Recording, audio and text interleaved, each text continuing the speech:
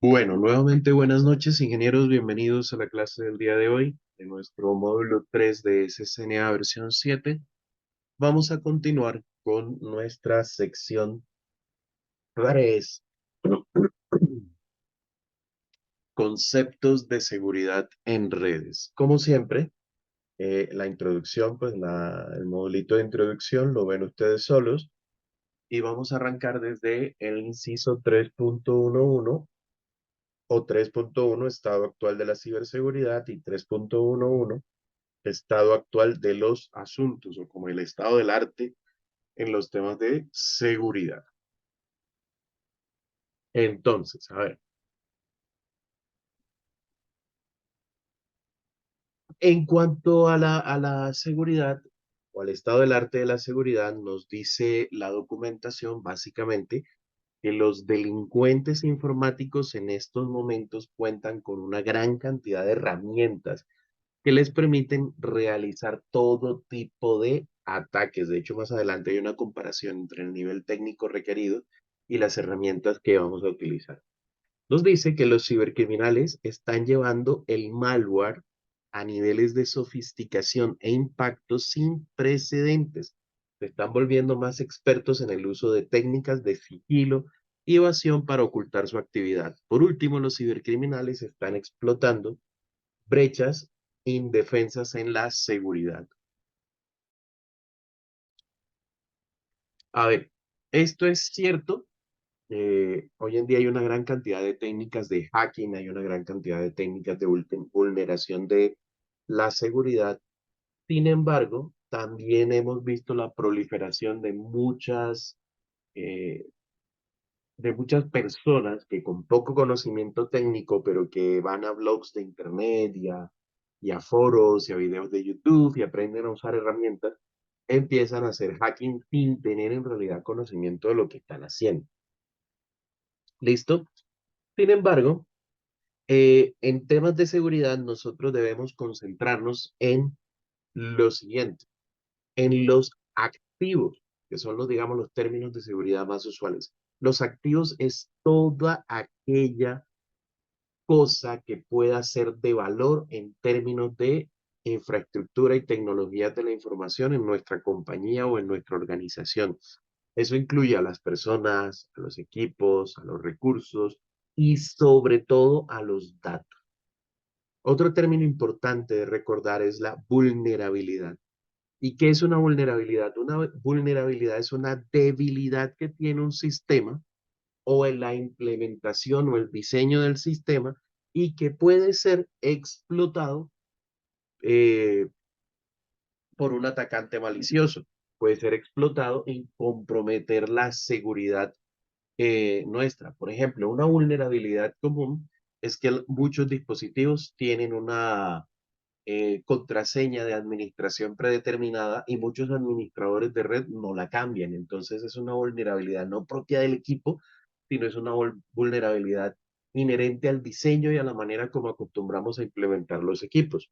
Hay otras vulnerabilidades que son propias de cómo funciona un sistema y que podemos tomar medidas para mitigarlas, pero que por alguna razón técnica o administrativa el sistema no puede cambiar la manera como funciona.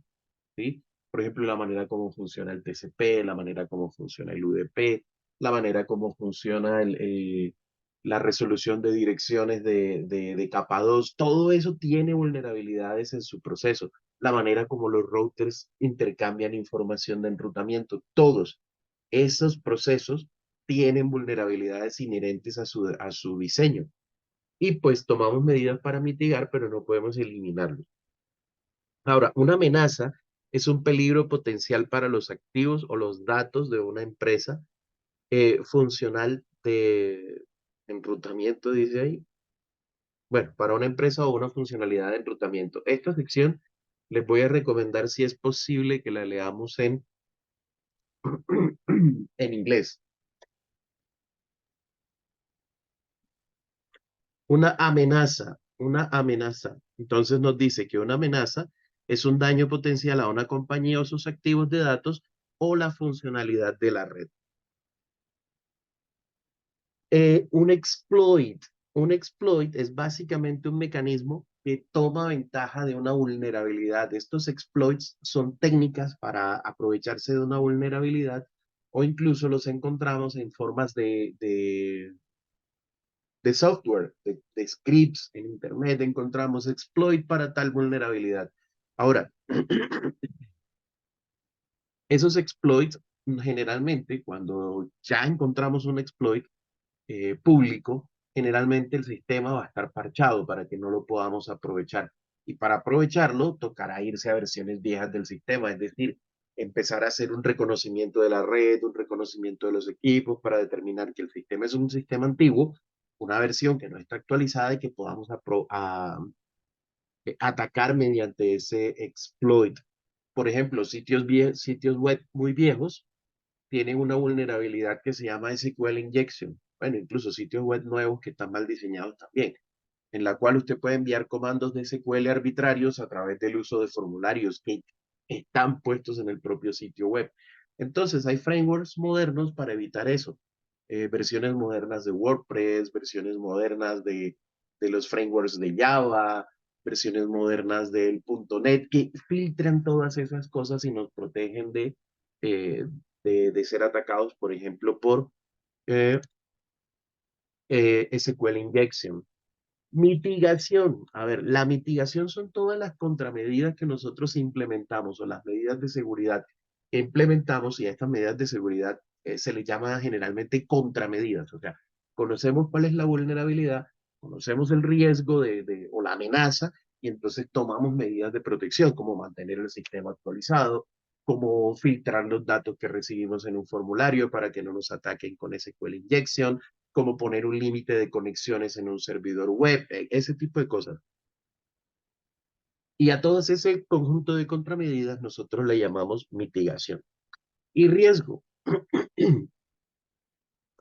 El riesgo es la posibilidad de que una amenaza explote una vulnerabilidad que tenemos en uno de nuestros activos. Básicamente, eso es el riesgo. ¿Qué tan probable es que una amenaza sea explotada en uno de nuestros activos? En términos generales, eso es. Tenemos otro término importante que son los vectores de ataque. Ojo con esto. Estos son los activos, que es todo lo que queremos proteger, podemos llamarlo así. Vulnerabilidades son debilidades de nuestros sistemas. Amenazas, las amenazas son el daño potencial que pueda haber. Cuando pensemos en amenazas, pensemos en, oiga, me roban la información, me impiden el acceso a la información, me dejan sin acceso a la red, me bloquean mis sistemas. Esas son las amenazas. Los exploits son los mecanismos por los cuales se pueden aprovechar las vulnerabilidades y materializar las amenazas. La mitigación son todas las contramedidas. O sea, ¿qué podemos hacer para mitigar un poquito eso, para impedir que sea muy fácil que nos hagan daño en nuestros datos? Y el riesgo es o nivel de riesgo es la posibilidad de que eso se materialice. Ahora, todo eso está relacionado con algo que llamamos los vectores de ataque.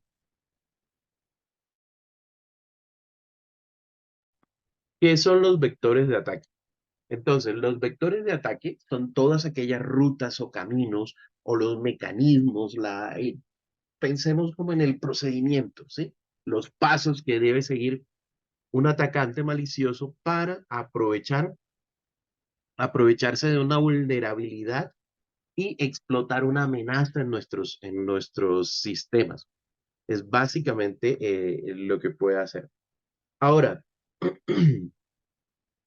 nosotros debemos considerar que tenemos amenazas externas y amenazas internas en nuestra red.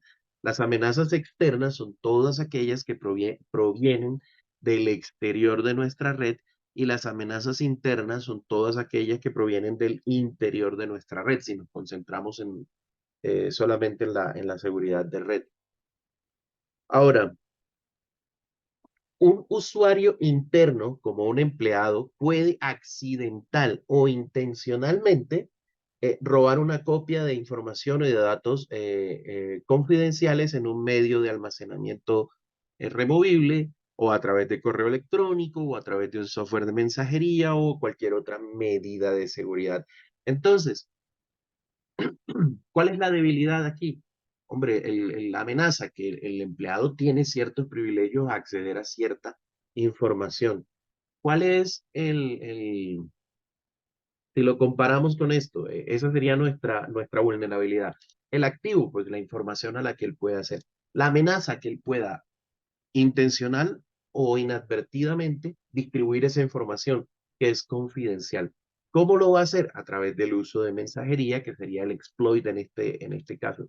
A través del uso de mensajería, de una unidad USB, de correo electrónico, etcétera, etcétera. Ese sería como el vector de ataque y sería como el exploit que usaría.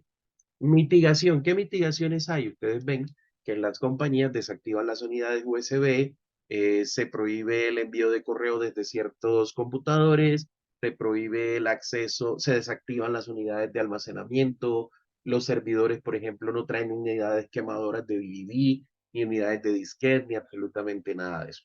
Entonces, digamos que vienen siendo las contramedidas que tenemos.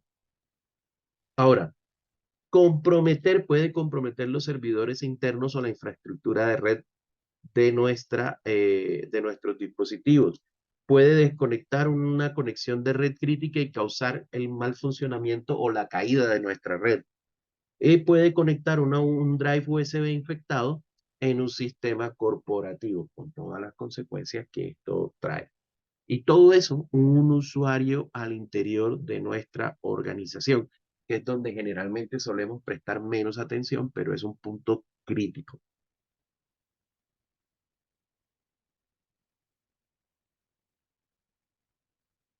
A ver, pérdida de datos. Vamos a cambiarnos nuevamente. Pérdida de datos. Nos dice la documentación. Es probable que los datos sean el activo más valioso de una organización. Hoy en día, en muchas organizaciones, los datos son todo. Los datos de la organización pueden tener que ver con investigación y desarrollo, ventas, finanzas, recursos humanos, asuntos legales, empleados, contratistas y clientes. La pérdida o filtración de datos son términos utilizados para describir cuando los datos se pierden con o sin intención, son robados o se filtran fuera de la organización. El punto importante de esto es que la pérdida de datos puede generar una de estas cosas: daño a la marca o pérdida de reputación. Es bien conocido que se arman escándalos grandes cuando hay pérdida de datos de cuentas de usuarios, por ejemplo, en las multinacionales. Eso va bajando la reputación y la imagen que los clientes tienen de la organización. Ahora, las multinacionales o las empresas muy grandes que están relacionadas con la informática puede que logren manejar y lidiar mejor con eso. Pero imagínense un banco que se le pierden las claves de acceso a los usuarios o que se le filtran los números de cuenta con los saldos de las cuentas de los usuarios, pues al día siguiente todo el mundo está cerrando cuentas ahí porque es un riesgo de seguridad, entonces se afecta la reputación de la organización. Pérdida de ventaja competitiva. Esto que en el caso de que, por ejemplo, usted esté haciendo el superdesarrollo que va a revolucionar la industria, pero resulta que se filtra la información y todo el mundo lo conoce y sus competidores de pronto con mayores recursos que usted tienen el dominio de la información y empiezan a producir la misma solución o el mismo desarrollo. Ya usted pierde la ventaja competitiva de ser el primero en lanzar el producto o el primero en tener la idea.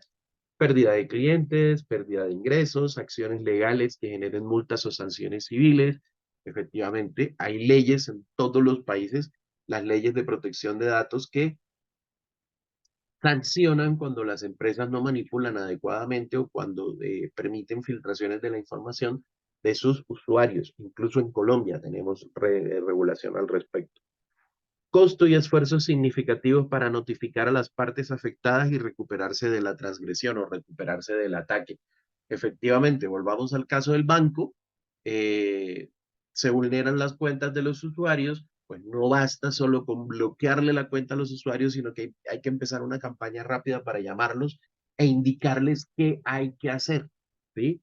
Porque estamos hablando de, pues, del dinero de las personas, o estamos hablando de la información de las personas o de muchas cosas. Hace poco Google borró por accidente unos datos de una aseguradora, no recuerdo en dónde, eh, entonces tiene que empezar a tomar medidas para rescatar la información de esa empresa, que pues, es un problema complejo. Ahora, los vectores más comunes de pérdida de datos son el correo electrónico, las redes sociales, dispositivos no encriptados, dispositivos de almacenamiento en la nube, medios extraíbles, respaldos físicos y control de acceso incorrecto. Es decir, incluso los archivos de las empresas deben estar ubicados con cierto nivel de acceso y cierto nivel de permisos que permitan o leer la información o imprimirla o copiarla o enviarla por correo. Todo ese tipo de cosas deben estar establecidas para la información sensible. ¿Dudas hasta ahí? ¿Preguntas? ¿Inquietudes? No, señorita. Ok, vale. El pirata informático. Entonces, a ver, como pirata informático vamos a conocer a toda aquella persona que puede tener un alto conocimiento técnico o algunas veces no. Hoy en día hay mucho tonto. De hecho, hay un término por allí en el que prácticamente lo llamamos tonto, que tiene ciertos conocimientos de cómo usar algunas herramientas, pero no tiene ni idea de lo que está haciendo en realidad y se dedica a robar información, a vulnerar sistemas, a hacer cosas. ¿Listo? Pero en términos generales vamos a llamar pirata informático a cualquier persona con altos conocimientos técnicos y que eh, puedan darle a un sistema informático un uso para el cual no fue diseñado. Y ese uso para el cual no fue diseñado puede hacer o puede producir un funcionamiento diferente del sistema y puede darle privilegios de acceso que originalmente no debería tener. Ahora, generalmente estas personas las vamos a llamar a hackers, ¿sí? Y vamos a tener tres categorizaciones base, tres categorizaciones porque hay más, pero tres categorizaciones básicas de lo que son hackers. Y vamos a tener los white hat hackers, los gray hat hackers y los black hat hackers, o hackers de sombrero blanco, de sombrero gris y de sombrero negro. Los de sombrero blanco son gente generalmente que hace o produce hacking o hace incursiones a la seguridad informática de una infraestructura bajo un contrato, bajo una licencia con el dueño de la infraestructura y está dedicado básicamente a identificar y descubrir vulnerabilidades en esa infraestructura con el ánimo de qué? De generar un reporte para que sean corregidos. Son personas que están buscando fallas en sistemas informáticos y cuando las encuentran las remiten al fabricante del sistema informático, ya sea hardware o sea software o sea lo que sea, para que se corrija. Esta gente actúa totalmente dentro del marco legal. Los hackers de sombrero gris están en una línea difusa entre que utilizan sus conocimientos para acciones de hacking ético, a esto se le llama hacking ético, básicamente a descubrir vulnerabilidades con el fin de notificarlas, no con el fin de afectar a la empresa, ni de dañar la información, ni absolutamente nada de eso, pero también se van un poco al área mala, es decir, también utilizan sus conocimientos y sus técnicas y sus recursos para hacer cosas por fuera de la ley.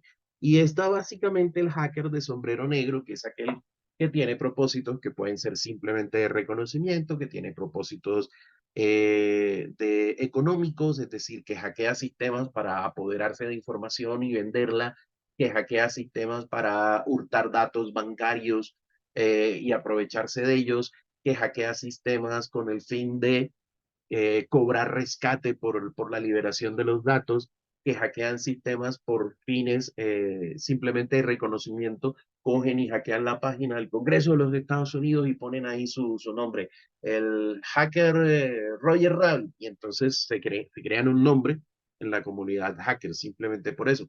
Otros que tienen fines única y exclusivamente de terrorismo, otros que tienen fines de activismo, etcétera, etcétera. Es decir, hackers que hackean una página porque simplemente eh, es la página que, no sé, apoya a las organizaciones financieras y el hombre de ultraizquierda, cosas como esas ocurren.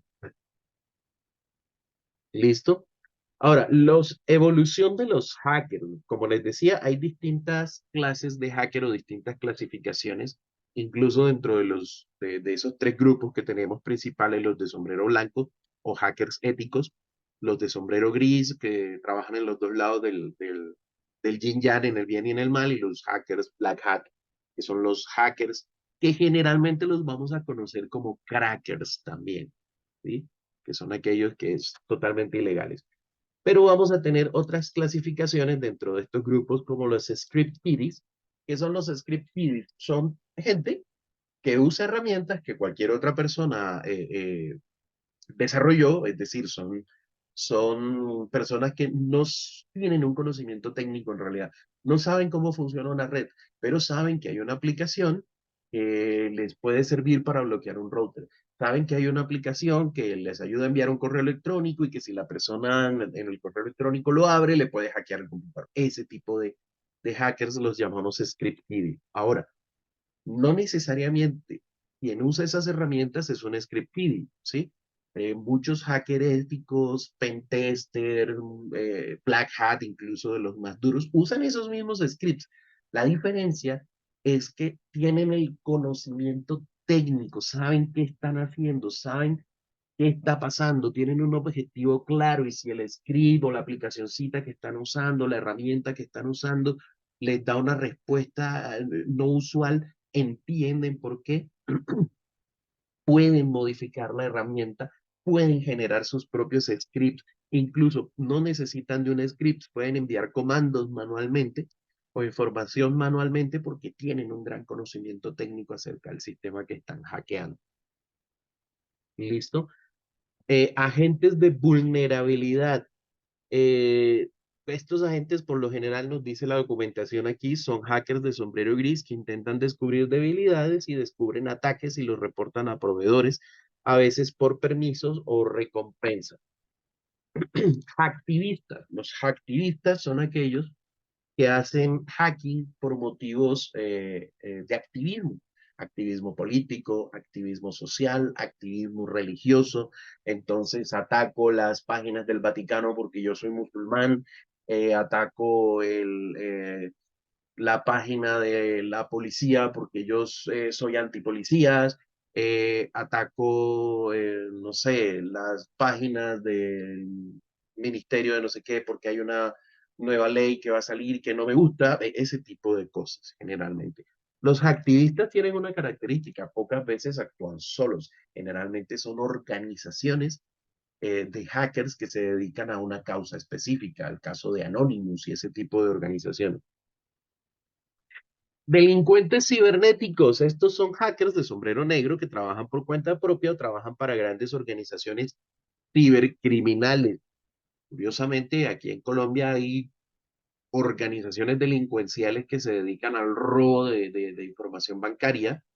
De hecho, si ustedes van a Unilago, ahí les venden la información de los datos bancarios de mucha gente. Eh, y se dedican a crear mecanismos, tanto de hardware como de software, hechos, made in Colombia, para clonar tarjetas de crédito, para aprovecharse de los sistemas ahora de las lecturas sin contacto, para vulnerar sistemas NFC de teléfonos y extraer las tarjetas eh, eh, de los medios de pago que ahora se pueden instalar en el teléfono, etcétera, etcétera. Los hackers patrocinados por el Estado, estas son organizaciones que hacen hacking, generalmente utilizan técnicas de hacking de sombrero negro, de black hat, pero son básicamente patrocinados por una nación para obtener información de naciones enemigas, para hacer guerra cibernética. Eso se ha visto mucho ahora en la guerra entre Rusia y Ucrania. China utiliza muchos hackers pagados y mantenidos por el Estado. Hay un caso famoso de un virus y un ataque que hizo el gobierno de Estados Unidos para dañar los reactores sí, los reactores nucleares de Irán, por ejemplo, y fue un virus que se distribuyó en el mundo entero. Casi todo el mundo en su computador tuvo ese virus, pero no pasaba nada porque el virus estaba buscando unas rutinas específicas que eran para manipular los sistemas de ventilación de los reactores nucleares. Cuando por fin, después de darle muchas vueltas al mundo, lograron llegar a la central nuclear, dañaron los reactores. Entonces, esos son sistemas de hacking patrocinados por los estados. Y aquí tenemos nuevamente la descripción de cada uno de esos, pues no lo vamos a repetir ya. Ustedes se leerán la documentación, pero ya tenemos una base de cada uno de ellos. Agentes de amenaza, ok, el pirata informático. Eh, Listo.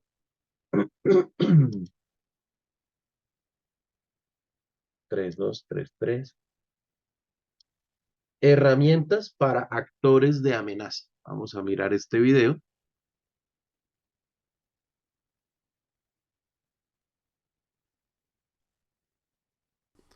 Let's do it. We're jumping into Threat Actor Tools, and we kick it off with a graph.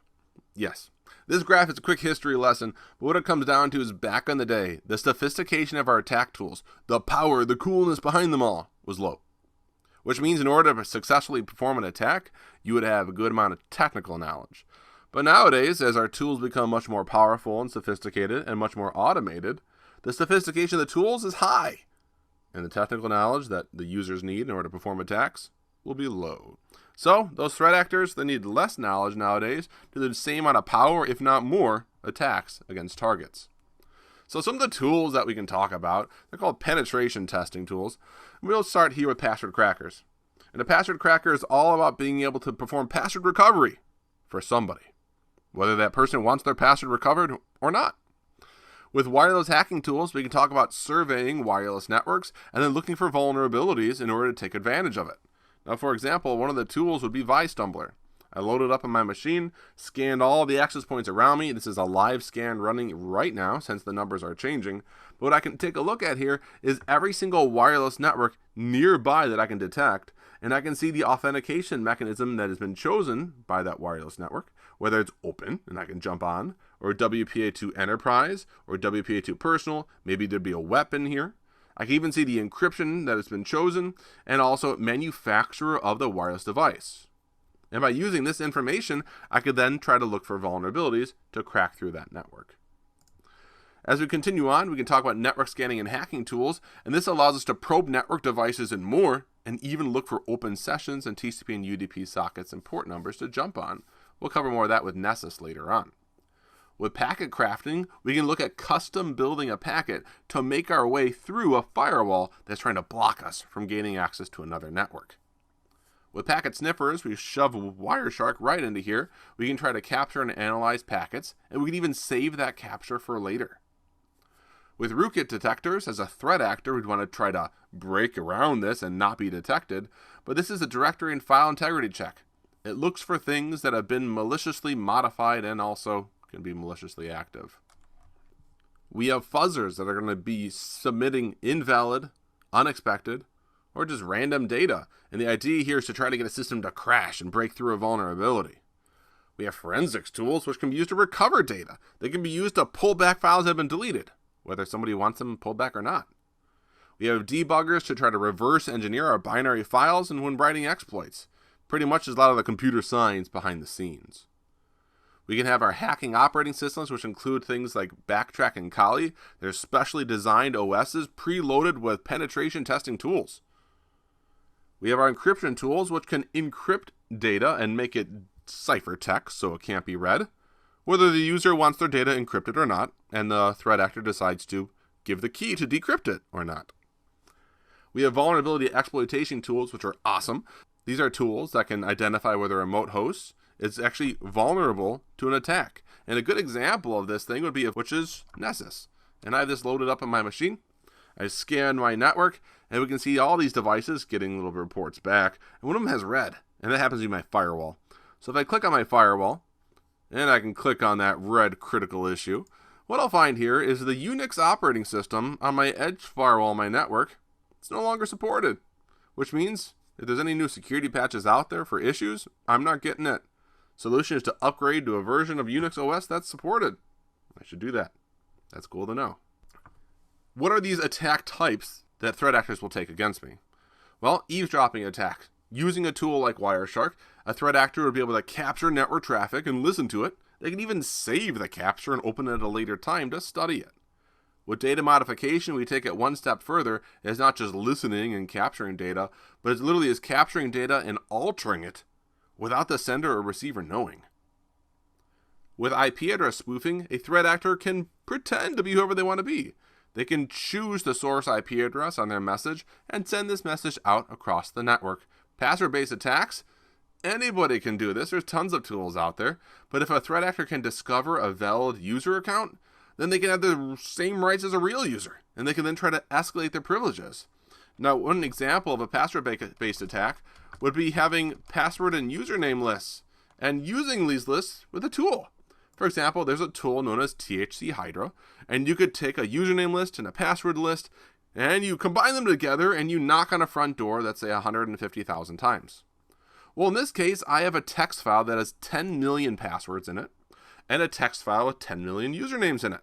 I can have a tool like THC Hydra grab both files, target a specific application or a network device, and literally go to town cycling through 10 million possibilities times 10 million possibilities, if you get my gist, and try to break through with a valid username and password. Denial of service. This is where you are literally preventing legitimate use of a network service or server. And there's tons of tools for this. One of them that I have on my machine, for example, is low orbit ion cannon. Sophistication of the tool versus technical knowledge. Back to that conversation. With this tool, you select your target. You lock on, you charge your laser, and you go. And the whole idea is this tool will be reporting statistics down below at the bottom, and you're trying to overwhelm a target, so thus the target is not providing network and client services to standard users. Man-in-the-middle attack, we're talking about having that threat actor that puts themselves right between a source and destination, and they're actively monitoring, capturing, and trying to control the communication without the sender and receiver knowing. With compromised key, we've got where an attacker can use a compromised key, which is the legitimate key that people don't know has been compromised, in order to gain access to communication or to network services. And lastly, with a sniffer attack, which is very similar back to Wireshark, a threat actor can use an application or even a physical device to read, monitor, and capture network data that's being exchanged real time, and they can literally grab and see those messages.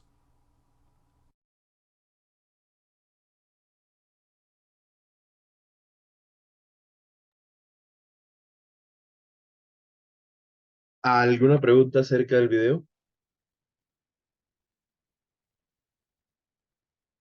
No, señor. No, señoría. Pregunta, ¿sí se escuchaba el audio del video? Sí, señor. Ok, perfecto.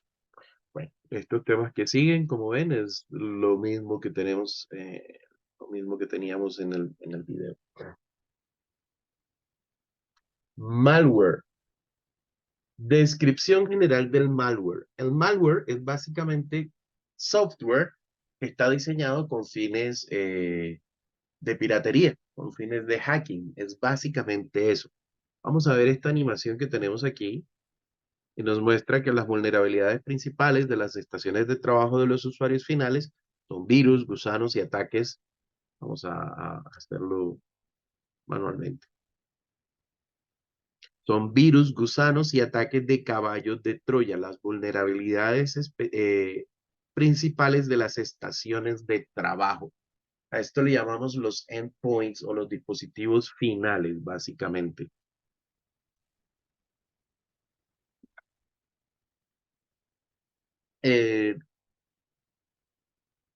Un segundito, por favor.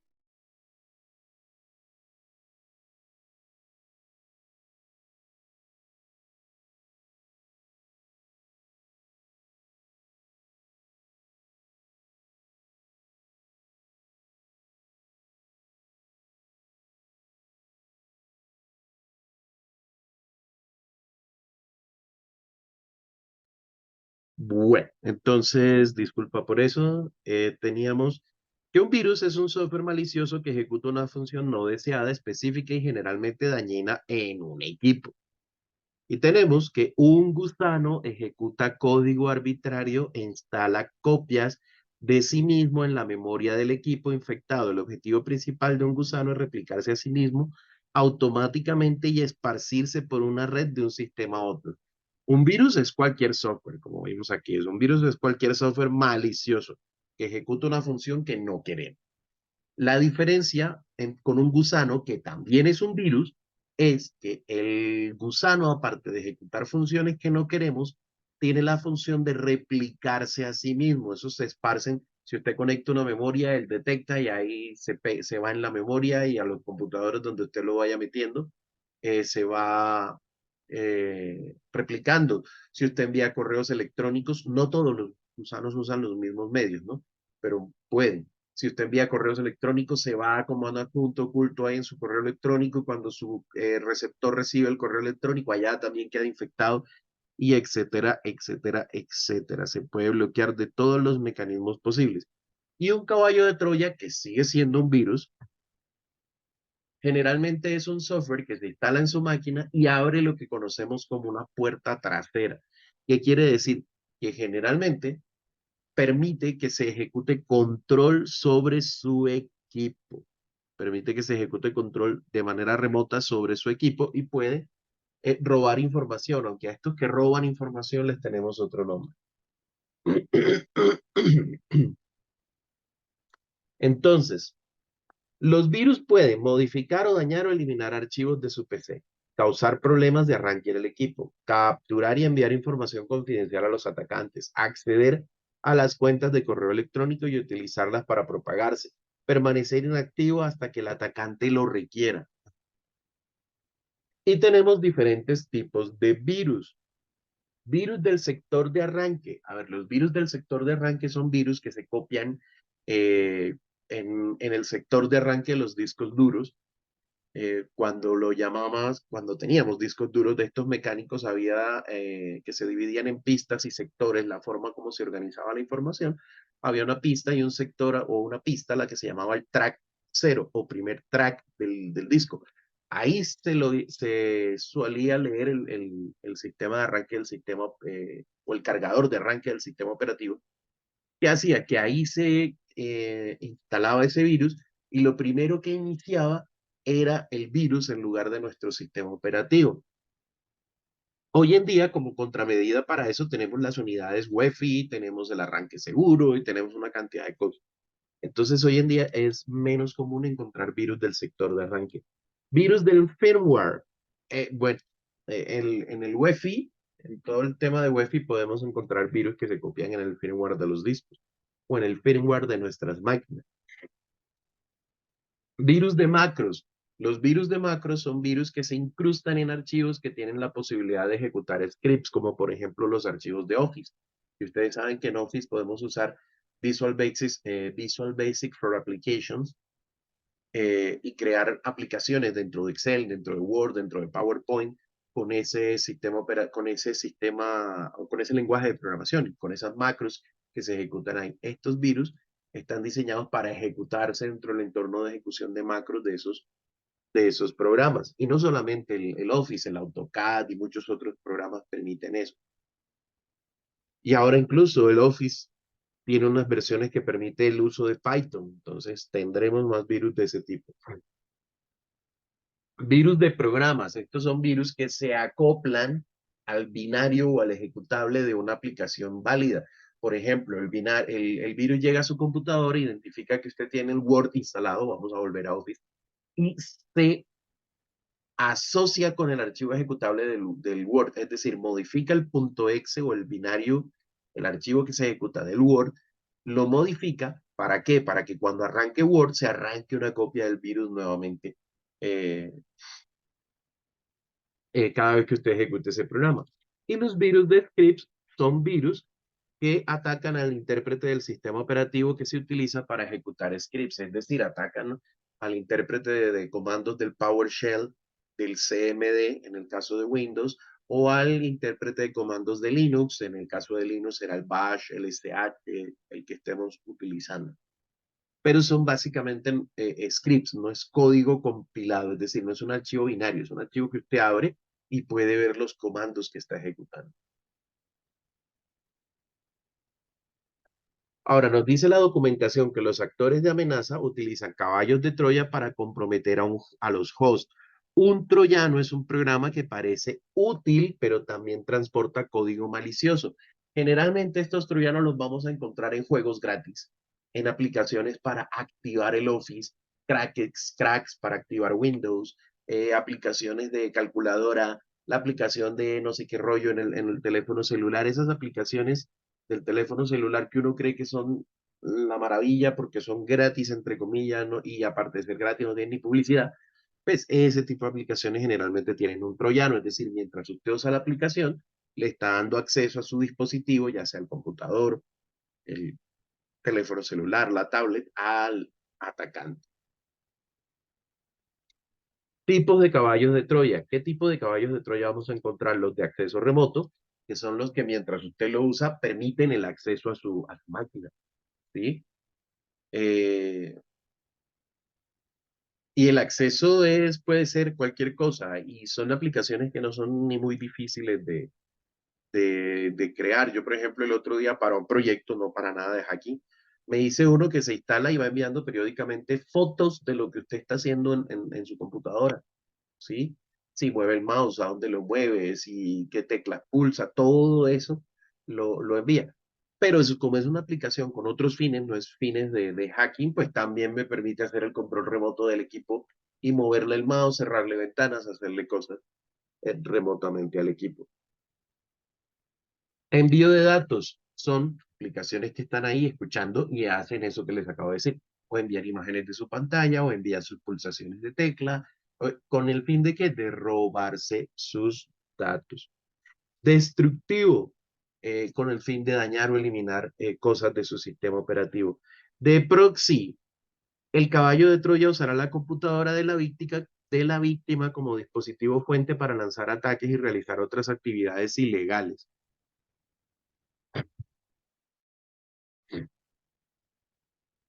A ver, ¿qué significa proxy? Eh, bueno, en términos de redes, ya casi creo que en este curso no hablamos de proxy. ¿Ustedes se han hablado en este curso de CCNA de los servidores proxy? No, no, señor. Bueno, vale. Un servidor proxy es como un puente, ¿sí? Es un puente que tenemos entre o como intermediario en una comunicación de red, ¿vale? Resulta que a los inicios, a los inicios del Internet, ¿qué hacíamos para compartir Internet cuando nos vendían Internet para un solo punto y de pronto queríamos tener muchos puntos conectados? Lo que hacíamos era que instalábamos un proxy en un computador. ¿Qué hace ese proxy? Ese proxy lo que hace es recibir peticiones y retransmitirlas. Entonces, todas las peticiones de nuestra red iban a ese computador que actuaba como proxy y ese computador las retransmitía a Internet, recibía la respuesta y las devolvía.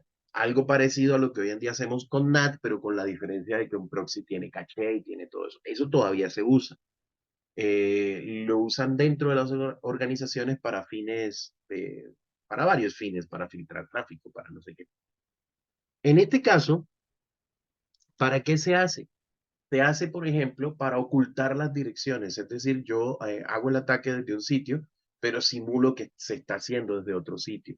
Y como generalmente no tengo un solo proxy, sino tengo miles de proxy en el mundo entero porque el virus, el troyano, ha infectado a muchos, puedo no solamente aparecer como si estuviera haciendo el ataque desde miles de direcciones en el mundo, sino que aparte puedo hacer lo que se llama un ataque distribuido.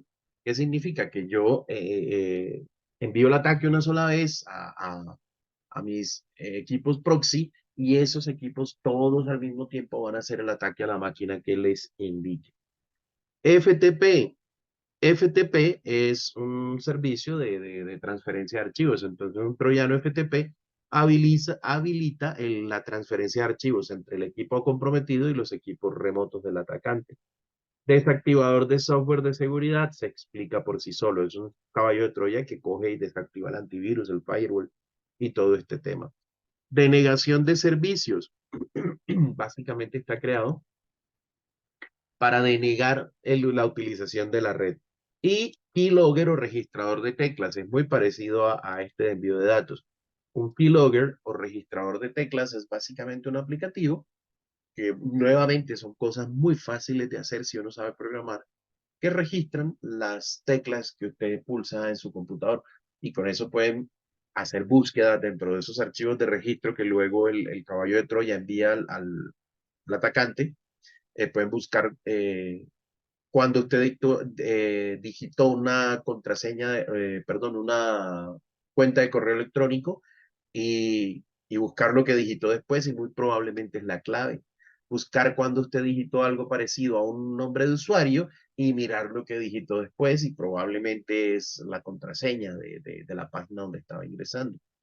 Es por eso que la seguridad y como contramedida hoy en día no se basa únicamente en usuario y contraseña, ¿sí? Sino que se basa en usuario y contraseña y un factor de autenticación adicional, que puede ser un factor biométrico o un factor que, a pesar de no ser biométrico, cambia de manera dinámica. Es decir, necesitamos o tenemos tres factores y hay uno que usted tiene en la mano, que es su clave dinámica o el token de seguridad o su dedo para el tema biométrico. Otros tipos de malware, el adware es básicamente software publicitario que se encarga de ¿cómo se llama? De mostrar publicidad inadvertida en nuestros dispositivos. Anteriormente, cuando uno le aparecía, cuando uno se infectaba con adware, estaba navegando y le aparecían 20 ventanas en el navegador de publicidad que a usted no le interesaba. Básicamente se distribuyen en descargas de software, nuevamente software utilitario que usted cree que necesita, normalmente craqueado, eh, que viene infectado con este tipo de dispositivos y normalmente lo que hacen es esto, abrir ventanas emergentes con publicidad. Esto ya casi no se ve, esto ya casi no se ve. El ransomware se encarga de infectar un dispositivo, encriptar la información del dispositivo y luego el atacante lo que hace es pedir un rescate para desencriptar la información que usted tiene en ese dispositivo. O paga o no puede desencriptar la información. El rootkit, los rootkits utilizados por actores de amenaza para obtener un administrador de acceso a nivel de cuenta o una computadora. Básicamente son software que están diseñados para intentar conseguir acceso de administrador a los dispositivos. De hecho, por eso se llaman rootkit, porque son kits para obtener cuentas de alto privilegio o acceso a las cuentas de alto privilegio en los dispositivos. Y se llama rootkit por el usuario administrador de los sistemas Unix, que es del root. Spyware, similar al adware, pero se utiliza para la recopilación de información sobre el usuario y enviar a actores de amenaza sin el consentimiento del usuario. El spyware puede ser una amenaza baja, recopilar datos de navegación, o puede ser una amenaza alta que capture información personal y financiera. Y los gusanos que ya vimos que era un gusano anteriormente. ¿Dudas, preguntas hasta acá? Al momento no. Ok, perfecto. Los ataques de red. A ver, las redes, pues son un medio, digamos, que ha permitido que evolucione el tema de las amenazas y en términos de seguridad informática. Sin embargo, sin embargo, las redes son susceptibles, ya la red como tal, o una cosa es el dispositivo final, el end device, y otra cosa es la red como tal. Pero la red como tal, ese ataque, es vulnerable o susceptible básicamente a los ataques de reconocimiento, ataques de acceso y ataques de denegación de servicios. Son los tres ataques. En términos generales, un ataque de reconocimiento es un ataque que se realiza de dos maneras, de manera pasiva o de manera activa, y tiene como objetivo identificar la infraestructura de la red y el tráfico de la red, es decir, poderme llevar información, pero basado en el tráfico de la red. Cuando es de manera pasiva, en los ataques de manera pasiva, el atacante simplemente escucha y espera a ver qué pasa sin intervenir la red. Generalmente va a tener un sniffer, va a intentar capturar los datos, va a hacer búsquedas en Internet para encontrar si su dominio, qué máquinas tiene registradas, para encontrar datos de información que se encuentra en la red, se encuentra haciendo búsquedas en Google. se encuentran datos de información. Por ejemplo, una cosa que puede parecer curiosa, usted quiere encontrar información acerca de qué sistema se está utilizando la empresa XYZ, y vamos a suponer que la empresa XYZ está en Colombia o está donde quiera estar. ¿Usted qué puede hacer para saber, oiga, esta gente qué servidor web utilizará, con qué hará sus aplicaciones? Eh, Utilizará tal programa porque esta empresa trabaja con estas cosas, muy probablemente utilice este programa y yo como hacker sé que ese programa tiene una vulnerabilidad. ¿Usted qué hace? Usted, una cosa fácil en una página de internet. Usted entra a LinkedIn o entra a CompuTrabajo y empieza a mirar las ofertas de empleo. Ah, es que necesitamos programador PHP que trabaje con Laravel o que PHP puro. Vi el otro día por ahí una publicación de un empleo. Necesitamos programador que trabaje con PHP puro, orientado a objetos, no sé qué, para desarrollo de proyectos, no sé qué. Ya usted tiene ahí una gran cantidad de información. Usted empieza a mirar las aplicaciones de esa empresa y si lo necesitaban para desarrollo interno, muy probablemente son susceptibles a inyección a SQL Injection en sus páginas web.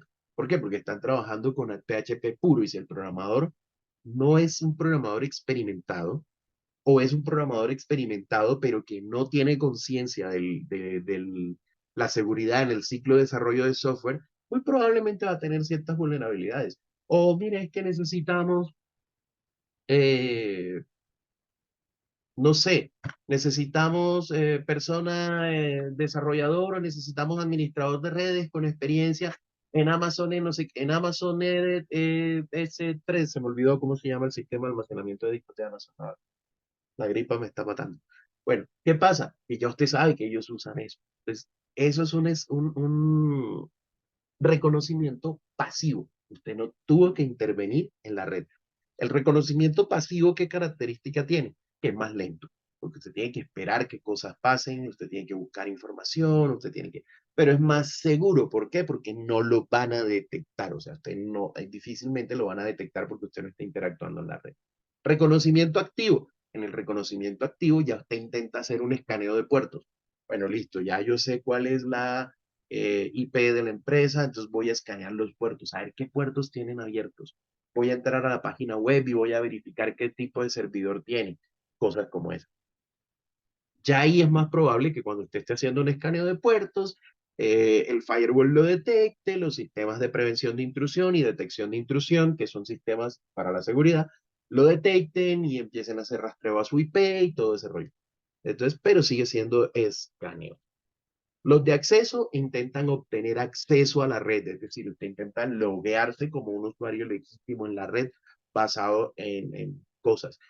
En fuerza bruta intento meter contraseñas de un directorio de contraseñas, lo cual no es que sea muy efectivo que digamos, salvo que los sistemas estén mal configurados, es decir, tengan contraseñas por defecto, el firewall, el router, el servidor web, la impresora. Nosotros casi nunca nos preocupamos por las impresoras y resulta que si la impresora es una impresora de red, esa impresora tiene un sistema operativo. Y si nosotros no nos encargamos de hacer monitoreo a la IP de la impresora, cualquiera se puede conectar ahí, puede empezar a instalar software malicioso y desde ahí nos puede empezar el ataque. Pero entonces intentamos ganar acceso. Generalmente para ganar acceso a la red vamos a utilizar técnicas de ingeniería social. Te ganaste el premio porque la esposa del rey de Arabia te murió y si tú haces clic en este link te vamos a regalar toda la herencia que dejó el tipo porque somos muy buena gente y te queremos mucho. Ingeniería social. Hay otro tipo de ataques para conseguir acceso. Ridículo, pero ya está considerado dentro de los temas de seguridad informática y es algo que llaman shoulder surfing o el surf por el hombro, que es lo de pararse detrás de la otra persona sin que se dé cuenta y mirar cuando está digitando la contraseña. Suena tonto, pero hasta de eso tenemos que estar conscientes en un entorno empresarial.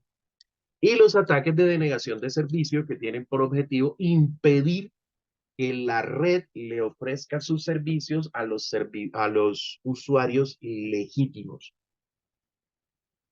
Básicamente es eso. Entonces vamos a ver este primer video, ataques de reconocimiento, que dicho sea de paso, todo el hacking empieza por un ataque de reconocimiento, lo primero que se hace.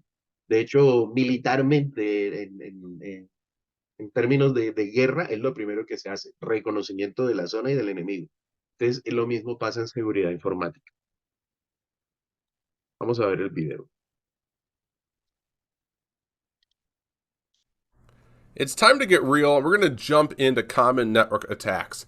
And with common network attacks, we're going to focus on 3, which is technically really 4, which we'll see. But what it comes down to is they're here regarding threat actors.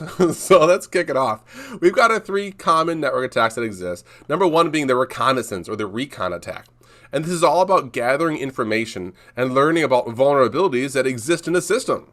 So from there, we can target those vulnerabilities in what's known as the access attacks.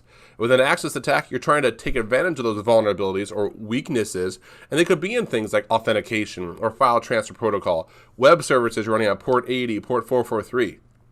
Even SSH has been known to have its vulnerabilities. Hence, Cisco released SSH version 2 on a lot of their iOS boxes. DOS attacks, though, denial of service.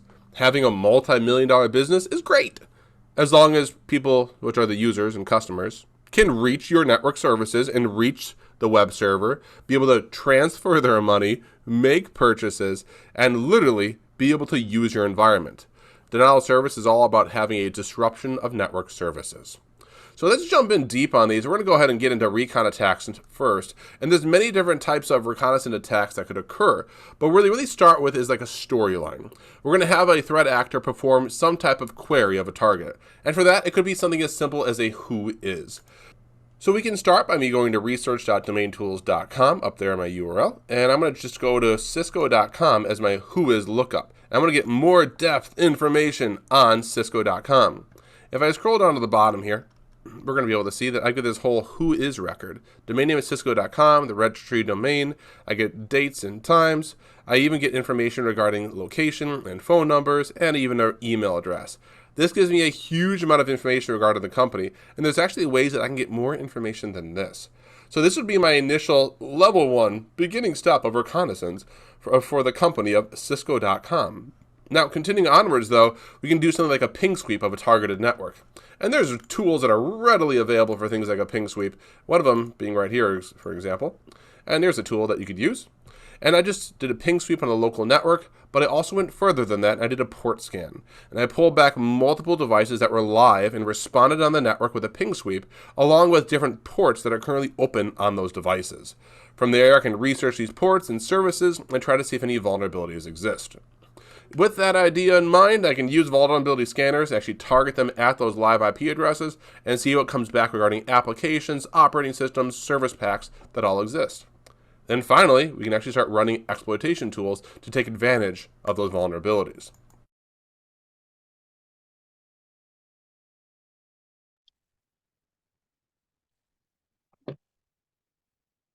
Listo. It's time to get real. We're going to jump into common network attacks.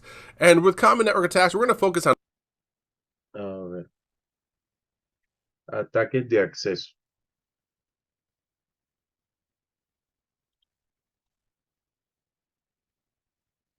So it's time to move on to access attacks. And with access attacks, you've already gained your information, you've already done your recon, but now you're here to hit them. You're here to hit the box and have attacks that take place to manipulate data or even corrupt data or information. There's a lot that can come into play here. One of the first things we could talk about would be things like password attacks. And this tool, for example, known as THC Hydra, amazingly powerful tool for brute force password attacks.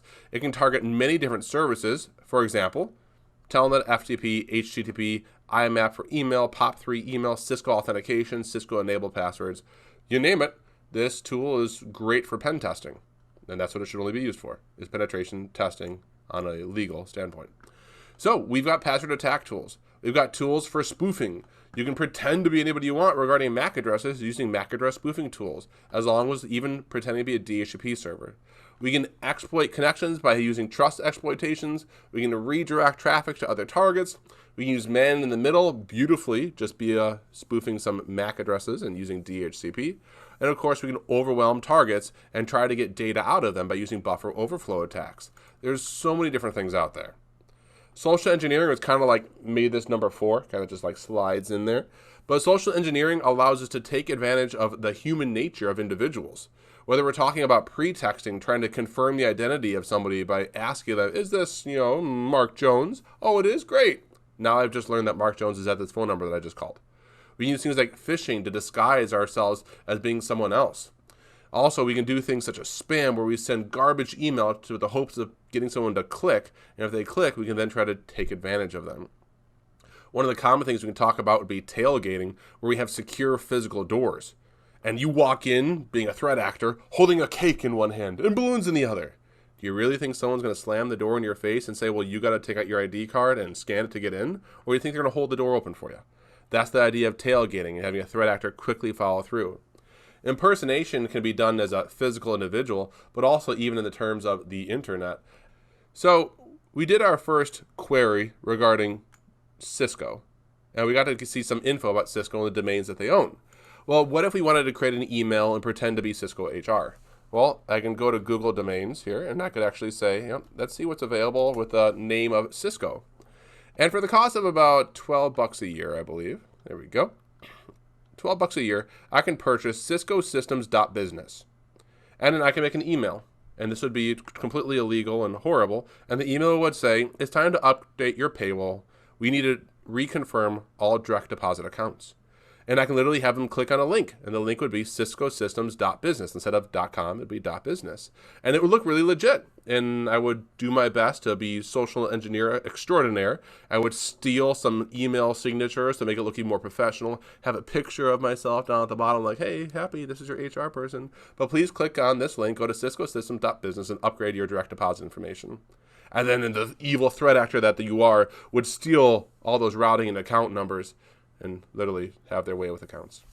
But that's the idea here when we talk about things like impersonation and social engineering. Can you get someone to trust in you? Can you get someone to click? Can you get them to believe in you using human nature?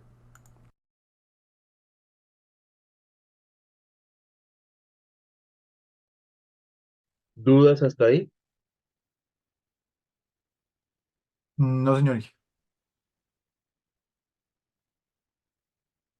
Ok. Ataques de denegación de servicio, el siguiente.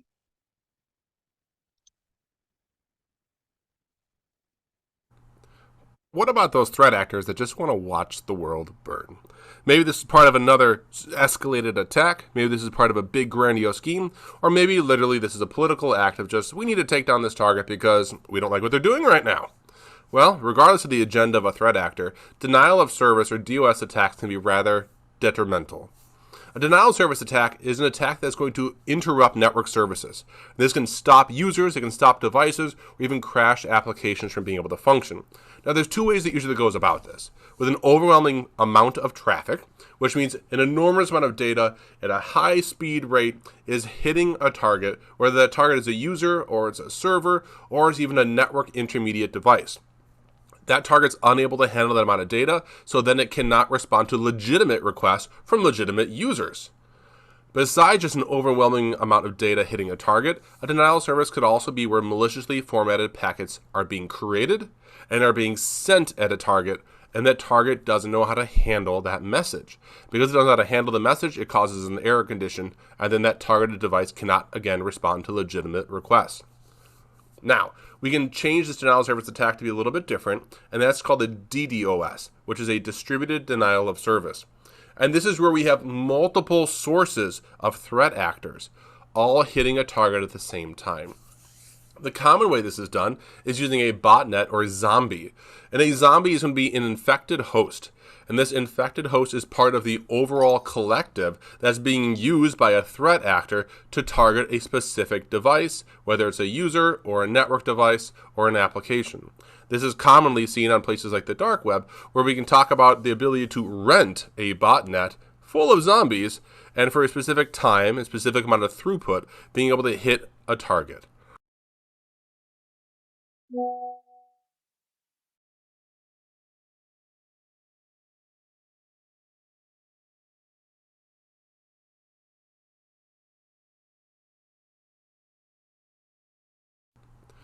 What about those threat actors? ¿Dudas hasta ahí? No, señoría. Ok, listo. Vulnerabilidades y amenazas de IP. Vamos a ver aquí vulnerabilidades y amenazas de IP. Y son vulnerabilidades que son propias e inherentes del diseño del protocolo. Para todas estas, sí lo que vamos a tener son contramedidas, ¿vale? Para mitigarlas. Let's get in the mindset of a threat actor. And in the mindset of a threat actor, we're going to talk about IPv4 and IPv6 attacks. That's all contained here in IP attacks. Now, IP or Internet Protocol does not validate whether the source IP address that's seen in a packet is actually the legit, real source IP address for this message. Because of this, our threat actors can send packets using a spoofed source IP address. They can put whatever source IP they want on the message. Security analysts must understand the different fields that exist in both IPv4 and in our IPv6 headers. So let's dive deeper into IPv4 and IPv6 attacks. And first, let's hit ICMP attacks. We're going to cover this in more detail in just a little bit, but threat actors are going to use our ICMP messages, which are our echo packets with the pings themselves, to discover subnets and hosts on networks. They can also use ICMP attacks to generate denial of service floods. They can even use these things to alter the host routing tables of a targeted device. With amplification and reflection attacks, our threat attackers are going to prevent legitimate users from gaining access to info or to even use network services by using denial of service and distributed denial of service attacks. With spoofing attacks, a threat actor can spoof the source IP on a packet. We mentioned this. We can see this with blind spoofing, or we can see this with non-blind spoofing. To put more insult to injury, an attacker can be part of a man-in-the-middle attack. They would position themselves directly between a source and destination to transparently monitor, to capture, and to even control the communication, which is all network traffic moving between a source and destination. With session hijacking, a threat actor can try to gain access to the physical network and then use a man-in-the-middle attack to not just watch a session, but to actually hijack a session and become the, quote, legitimate user in the conversation.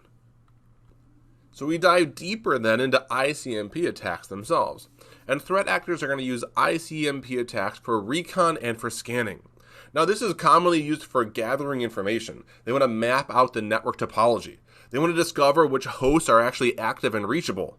They can even use these attacks to identify the host operating system known as fingerprinting.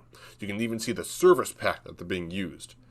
These ICMP attacks can also determine the state of a firewall and what is able to be reached and reached through. Now, threat actors don't just use discovery with ICMP, they can also use ICMP itself for denial of service attacks and distributed denial of service attacks.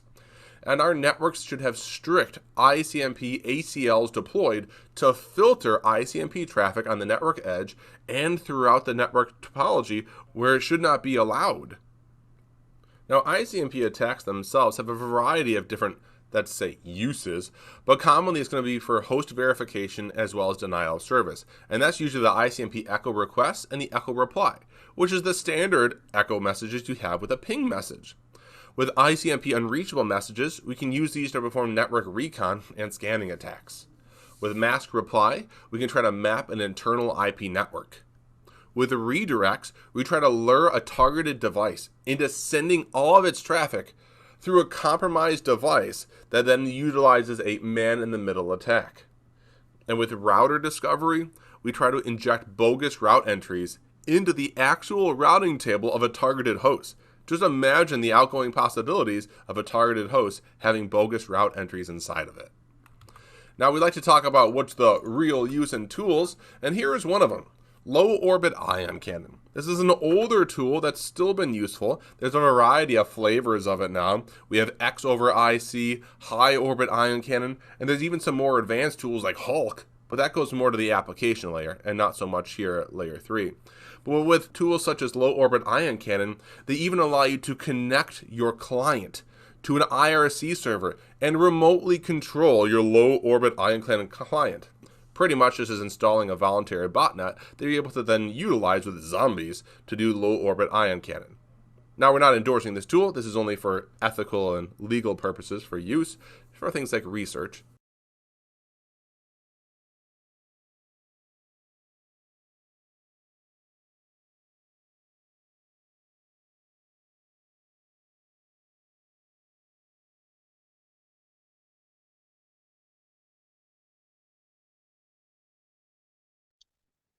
Listo, chicos. ¿Alguna duda al respecto?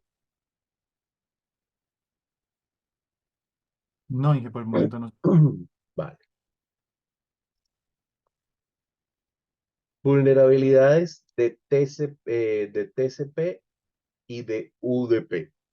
A ver, para entender cómo funcionan las vulnerabilidades en términos de TCP y UDP, tenemos que recordar cómo funcionan TCP y cómo funciona UDP. Ahora, recordemos el encabezado de TCP. El encabezado de TCP tiene un puerto origen, un puerto destino, el número de secuencia, número de acuse de recibos, longitud de encabezado, un espacio reservado, los flags o bits, que son un campo bastante importante y son involucrados en un ataque, la ventana. ¿Quién recuerda qué es la ventana?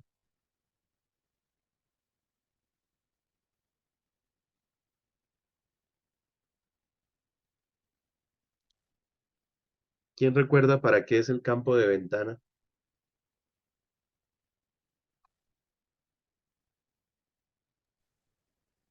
No lo recuerdo bien en ese momento. Si recuerdan que TCP tiene algo que se llama la ventana deslizante, ¿no? Esto es para control de flujo. Recuerden, es la cantidad de información que están intercambiando, que acuerdan intercambiar. Y la ventana sube o baja para reflejar la capacidad de procesar información que tiene tanto el que transmite como el que recibe. Este campo suele olvidarse para qué es. Los otros, pues, son más fáciles. En el caso del campo de los bits de control, vamos a tener bits que señalizan al paquete, al encabezado, al segmento como urgente. Ahí podemos tener el señalizador de acuse de recibo, de acknowledge, la función de pulsación, el reset para restablecer la conexión, el SYN para sincronizar números de secuencia y para iniciar la conversación, y FIN para finalizar las conversaciones. Los servicios de TCP deben cumplir unas características. Primero, entrega confiable. Para garantizar la entrega confiable es que tenemos el mecanismo de acuses de recibo. Se van recibiendo segmentos y se van enviando acuses de recibo. Incluso se pueden enviar acuses de recibo no necesariamente por cada segmento, sino que se puede enviar acuses de recibo que represente a varios segmentos recibidos. El control de flujo era lo que hablábamos. A través de la ventana se puede establecer la cantidad máxima de, de segmentos que se pueden transmitir antes de recibir un acuse de recibo y la cantidad de información que se puede intercambiar entre los dos hosts en un momento dado. Y la comunicación con estado. ¿Qué significa que la comunicación tenga estado? Que se debe iniciar una sesión antes de empezar la transmisión real de datos. Esta sesión se inicia con el mecanismo conocido como saludo a tres manos o three-way handshake, que nosotros debemos recordar de por allá del módulo 1, que consiste en que el host que inicia envía un encabezado TCP, un segmento TCP, con el bit de señalización marcado como de sync o de sincronización. Cuando acá se recibe, el host destino recibe el bit de sincronización, envía activos en el señalizador los bits de sincronización y de acuse de recibo. ¿Acuse de recibo de qué? De esta sincronización que tiene. Y luego el host que está estableciendo la comunicación o que está iniciando la sesión para empezar a transmitir datos TCP, envía un ACK para, ¿cómo se llama? Para establecer, digamos, para confirmar que la sesión se ha establecido. ¿Listo? A esto se le llama saludo a tres manos y es el mecanismo para iniciar una conversación. Ahora, basado en eso que sabemos, ¿qué tipos de ataques vamos a tener en TCP? Tenemos un ataque común que es el ataque de inundación del SYN o de sincronización. ¿Qué ocurre? Un atacante envía numerosos segmentos de sincronización a un servidor. ¿Qué hace un servidor normalmente cuando recibe un segmento de sincronización? Recuerden que esas sesiones se abren a un puerto específico, entonces vamos a suponer que es un servidor web. Enviará paquetes, bueno, segmentos, porque estamos hablando de la capa 4 de transporte, de TCP, enviará segmentos con destinos al puerto 443, que es el puerto web seguro, olvidémonos ya del puerto 80, entonces puerto 443 web seguro, y envía una petición para sincronizar. El servidor inmediatamente, cuando responde con el SYN ACK, reserva recursos, ¿sí? Reserva recursos para atender a ese cliente que se supone que va a empezar a usar los servicios del servidor web. Pero si recibe muchos SYN ACK, ¿qué va a ocurrir? Que el servidor, perdón, muchos sincronización o muchos segmentos de sincronización, el servidor va a responder con esos mensajes de sincronización, pero el atacante en realidad nunca va a finalizar el proceso de establecer la sesión. ¿Qué ocurre? Que cuando un usuario legítimo intenta acceder al servidor web, el servidor web ya no está disponible porque todos los recursos o la cantidad de usuarios máxima que puede atender las está, entre comillas, atendiendo. ¿Qué significa? Que está esperando que esos clientes que le enviaron el mensaje de sincronización terminen el proceso y empiecen a usar los servicios del servidor web. Obviamente, hay un tiempo, ¿no? O sea, después de que se envía un SYN ACK, hay un tiempo en el cual ese tiempo transcurre y ese proceso se cae y digamos, el recurso queda libre. Por eso el atacante va a enviar miles y miles y miles de solicitudes de sincronización constantemente. ¿Para qué? Para que tan pronto se libere un recurso, inmediatamente lo satura. Con esto produce un ataque de denegación de servicios y a este ataque se le conoce como saturación de TCP/SYN. Ataque de restablecimiento TCP. ¿Qué es el ataque de restablecimiento? Cuando una sesión TCP termina, es decir, usted cuando escribe www.google.com, lo primero que pasa es que su servidor en TCP, eh, olvidémonos del IP, del DNS y de todo eso. En TCP lo primero que pasa es que su máquina envía un SYN, el servidor de Google le devuelve un SYN ACK, usted le devuelve otro ACK y ahí en adelante entra la petición GET, o sea, es donde viaja la petición GET, que es la petición HTTP que se va a traer la página de Google y luego viene la respuesta de la petición GET y luego, cuando ya usted tiene toda la página aquí en su navegador, la sesión debe terminar. ¿Cómo se termina una sesión?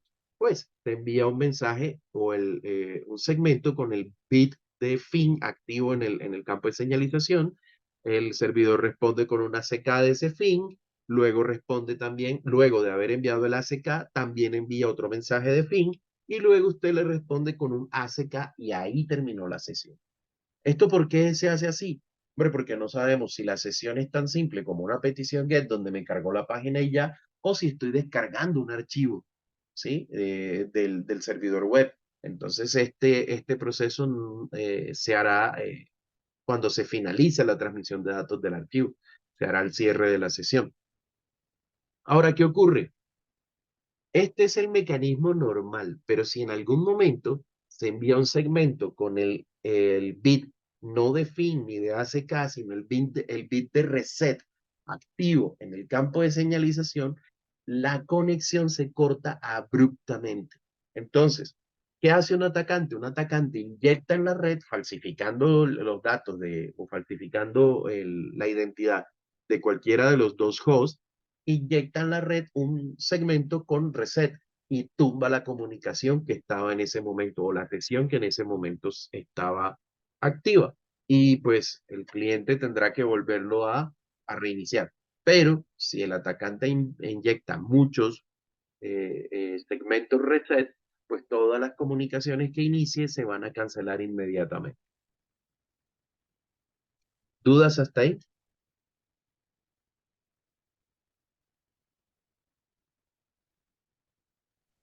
No, señorí. Bueno, vale. Ahora, en el caso de UDP, UDP no maneja ni control de flujo, no maneja estado y sí, no maneja control de flujo, no maneja estados, básicamente. ¿Por qué? Porque esto es un protocolo que está diseñado para eh, aplicaciones que necesitan o en las que se prefiere la velocidad a la integridad de la información. Yo siempre pongo este ejemplo. Si usted recibe un archivo, ¿sí? Descarga un archivo de un servidor web que va por proceso HTTP o HTTPS y por ende utiliza TCP y ese archivo se pierde 1, 2, 3, 4 bytes en el camino. Cuando usted vaya a abrir el archivo no lo va a poder abrir porque el archivo no va a ser reconocible porque le falta información, sobre todo si es un archivo binario. ¿Listo? Si es un archivo de textos, igual le va a faltar información, pero puede que lo pueda abrir. O sea, ahí sería menos dramático el asunto. Diferente cuando usted tiene una transmisión de video en vivo o de telefonía, por ejemplo. Si se pierde un byte o 2 bytes de una transmisión telefónica o de una llamada telefónica o de un video en vivo, ¿qué va a pasar? Que usted va a ver ruido en la imagen, de pronto los colores se le dañan, usted va a escuchar un ruido en el audio de la llamada telefónica, pero usted puede decir, ah, pero es que pena, no te escuché, se entrecortó, repíteme. O en el video, pues si usted vio el cambiecito de color o la deformación en la imagen porque se perdieron 1, 2, 3 bytes, pues igual usted está recibiendo a una razón de 24 imágenes por segundo, pues puede que eso no le afecte tanto. Y usted prefiere eso a que la persona en el otro lado de la línea le hable y usted lo escuche 30 segundos después porque hubo todo un proceso de control de errores en la llamada. O que usted esté viendo un evento en vivo y resulta que lo ve un minuto después, no tan en vivo porque hay todo un proceso de control de errores en la transmisión del video, una videoconferencia, por ejemplo. Entonces, en estos casos, donde la pérdida de datos es menos importante que la velocidad de transmisión, eh, como en los procesos de Post IP y de real-time streaming o de streaming en tiempo real, pues usamos UDP. Ahora, ataques de UDP, ¿qué ocurre?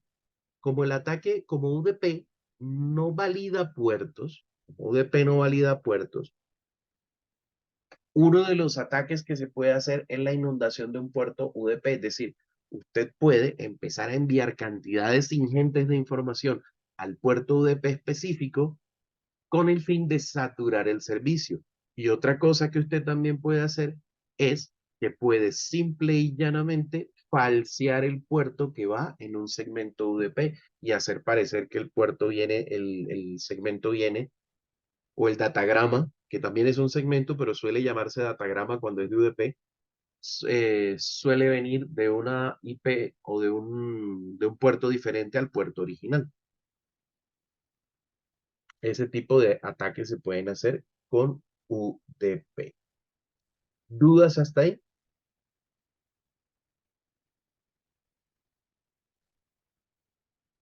No, señor Inge. Ok. Vulnerabilidades de ARP. ARP, si nosotros recordamos el proceso, ¿para qué usamos ARP? Recordemos.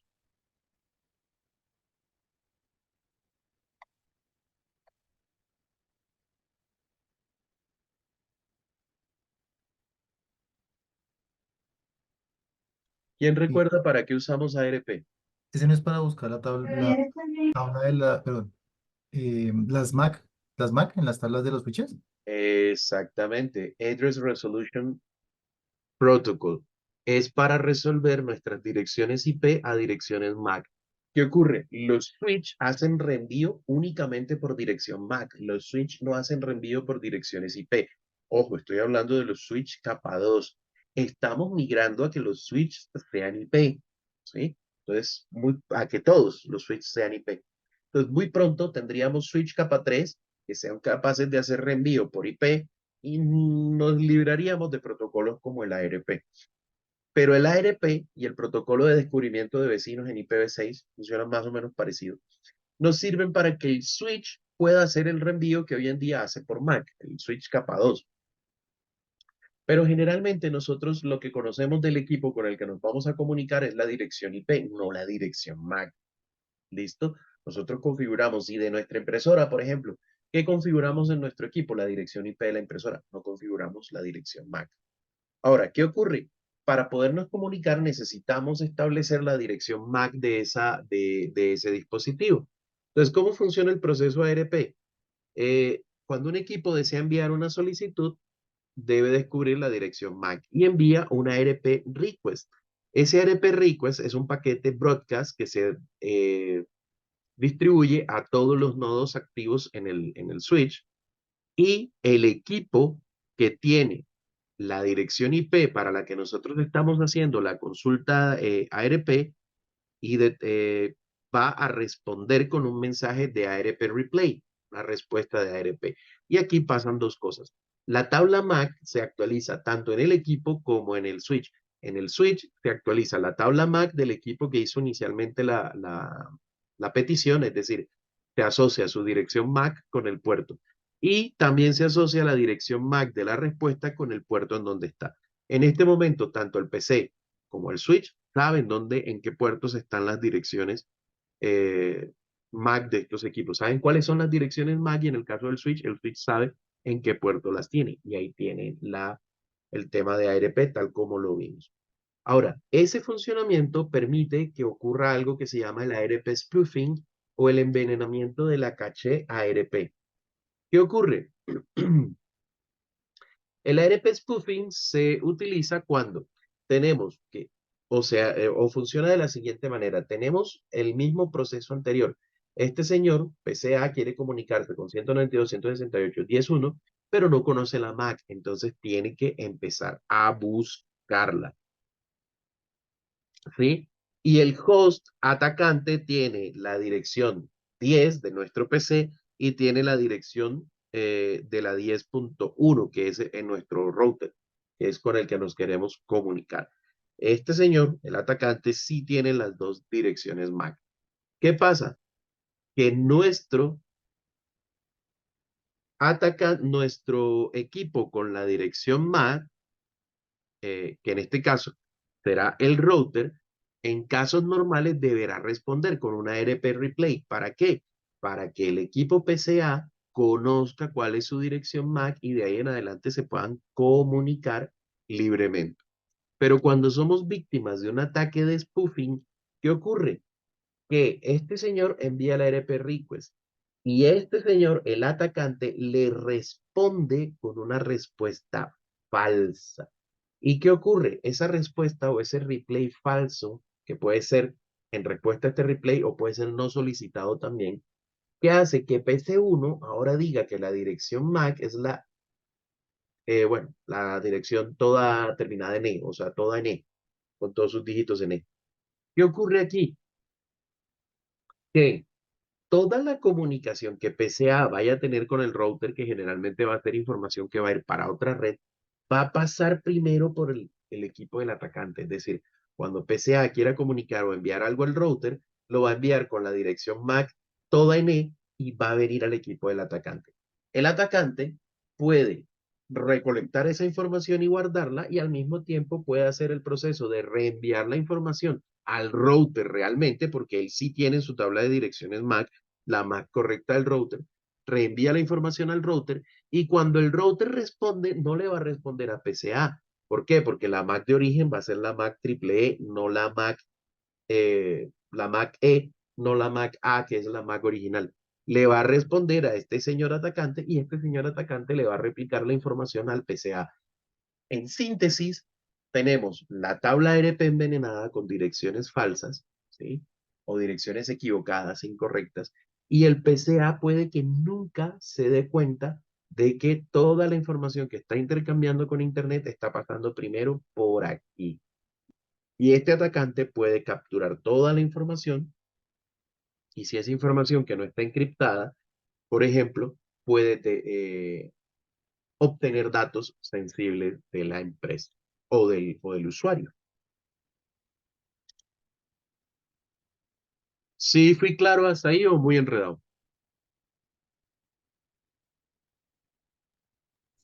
Se entiende, profe, se entiende. Vale, listo. Vamos a ver este videito de que explica lo mismo.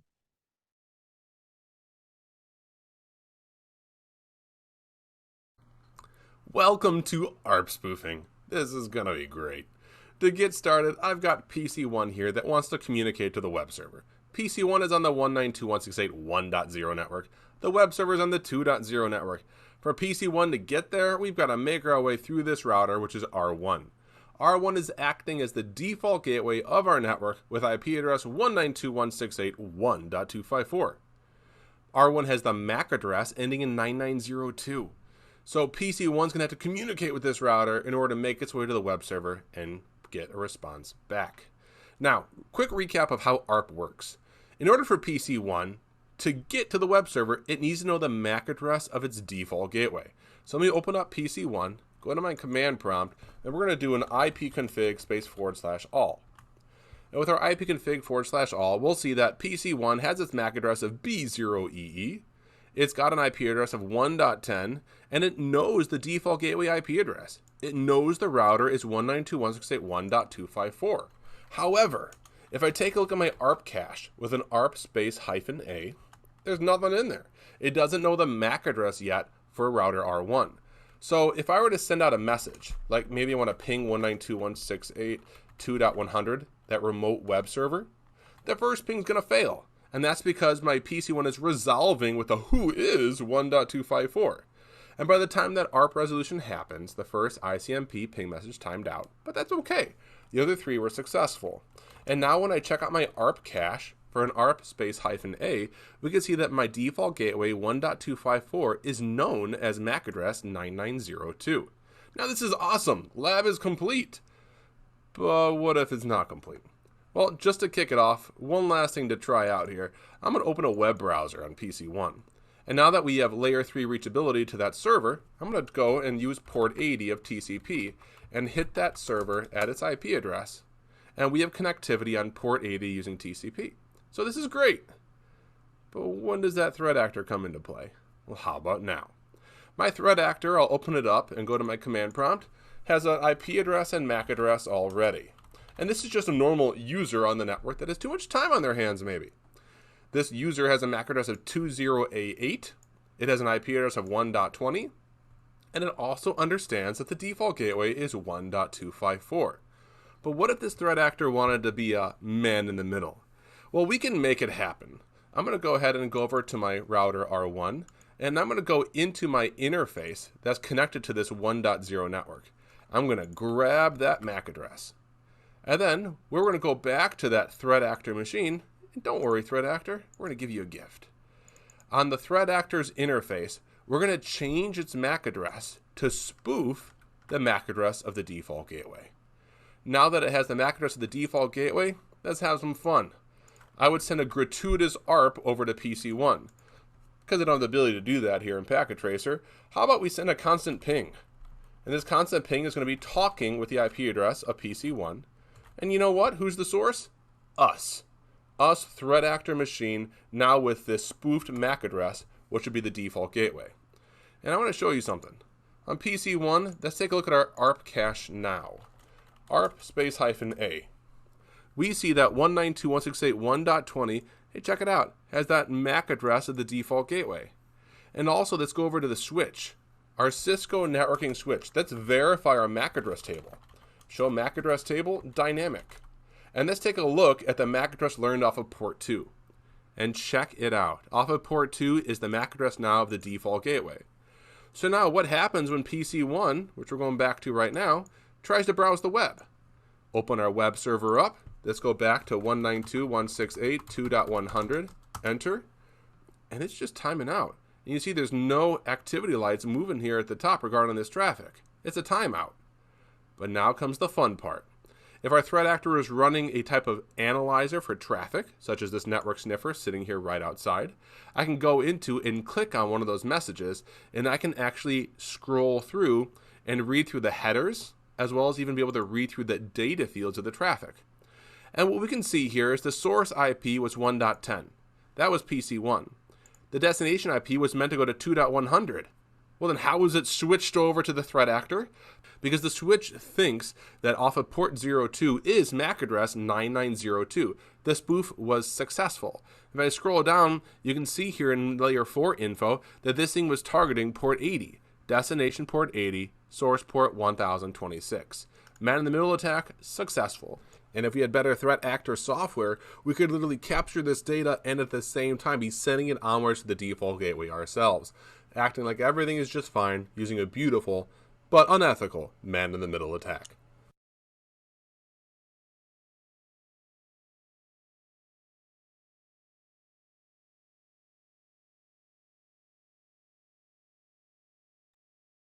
Listo. ¿Alguna duda hasta ahí? Estoy haciendo No, señor. Bueno, vale.